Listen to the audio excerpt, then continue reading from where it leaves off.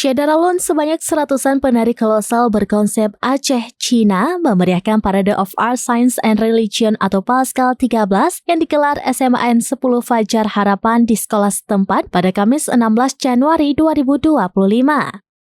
Ketua Panitia Farul Hadi Fahmi mengatakan 1.500 peserta lebih dari seluruh Indonesia mulai dari Jakarta hingga Aceh ikut dalam event ini. Dia berharap melalui kegiatan ini semakin bertambah minat para siswa di bidang akademik sekaligus menjadi ajang silaturahmi antar sekolah. Sementara PLT Sekda Aceh Muhammad Diwarsyah menyampaikan apresiasi atas terselenggaranya kegiatan ini.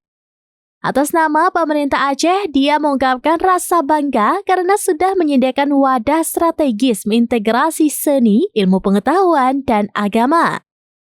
Dikatakannya, pemerintah Aceh menyadari anak-anak Aceh penuh potensi.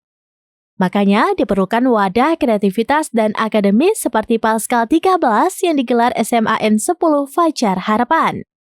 PLT Sekda Aceh itu berpesan kepada para siswa harus memiliki mindset berkembang, mental juara, dan siap dengan segala kemungkinan, serta solidaritas dan integritas. Dari Banda Aceh, Sarah Masroni, serambinews.com.